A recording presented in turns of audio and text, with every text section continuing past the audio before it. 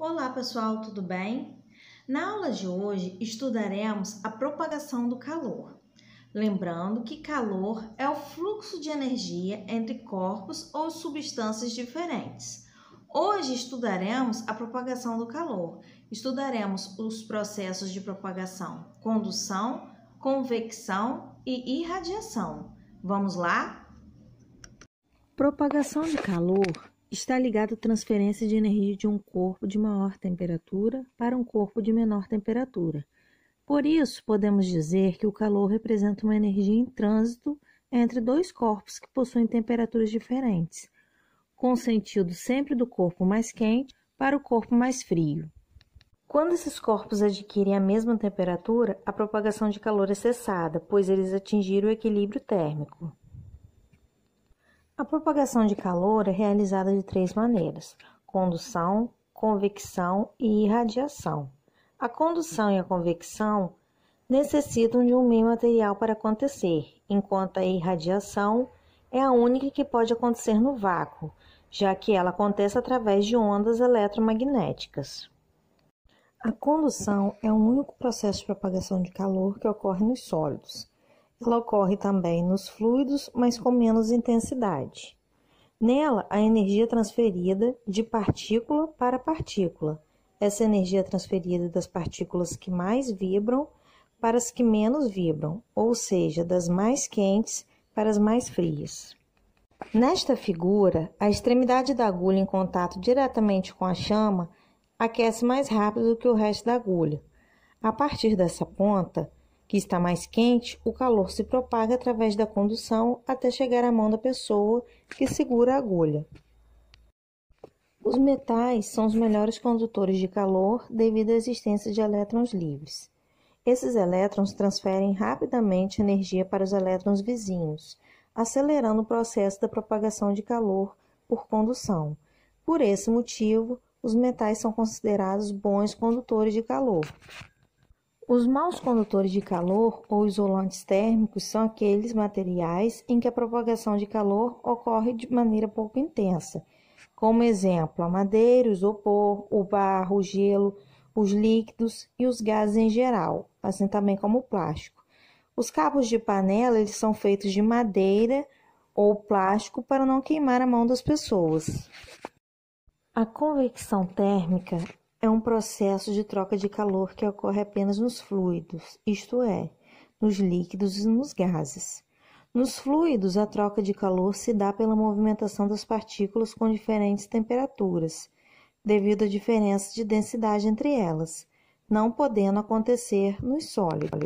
Quando um líquido é aquecido, as partículas do fundo ficam mais quentes e menos densas, e por isso elas sobem.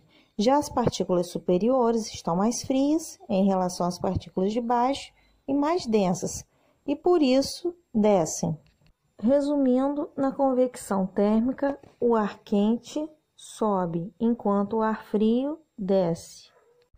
A troca de calor por convecção tem algumas aplicações presentes em nosso dia a dia, como por exemplo nas geladeiras. Nelas, o congelador fica na parte superior para que o ar frio próximo ao congelador desça por ser mais denso e o ar inferior, que está mais quente, suba por ser menos denso para se resfriar no congelador e assim manter a temperatura da geladeira uniforme. Por esse mesmo motivo, o ar-condicionado também é colocado na parte superior dos cômodos para facilitar a troca de calor por convecção. Eles liberam um ar mais frio, mais denso, que desce pelo cômodo e mantém a temperatura dele baixa e agradável. Na natureza, a movimentação do ar é explicada em parte pelas correntes de convecção. Nos dias normais, a camada de ar próxima à Terra está mais quente do que as camadas superiores de ar. Isso faz com que o ar quente suba e o ar frio desça, criando uma corrente de convecção, como mostrado na figura. Essa corrente de convecção ajuda a dispersar os poluentes pela atmosfera, pois o ar poluído próximo à Terra sobe, sendo substituído pelo ar mais frio e menos poluído das camadas superiores. Nos dias frios, Essa troca de calor por convecção na atmosfera não ocorre porque o ar próximo à Terra está mais frio do que o ar das camadas superiores. Isso provoca a chamada inversão térmica.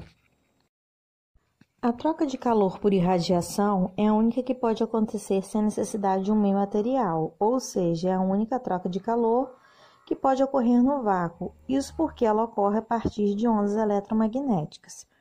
O calor emitido pelo Sol chega à Terra através da radiação térmica, pois ela se propaga através do espaço onde existe vácuo. A irradiação térmica pode ser feita por todo o corpo através da emissão das radiações infravermelhas. Quanto maior a temperatura de um corpo, maior será a irradiação térmica produzida por ele, ou seja, maior será a energia irradiada por ele. A emissão de energia de um corpo pressupõe que sempre houve uma absorção de energia anterior. Podemos concluir que os corpos que são bons absorvedores de energia também são bons emissores de energia. Já os corpos que não são bons absorvedores de energia também não são bons emissores de energia.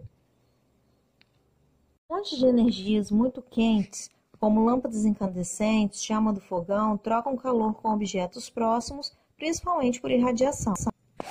A garrafa térmica é feita para impedir a troca de calor entre o líquido que está em seu interior e o ar ambiente.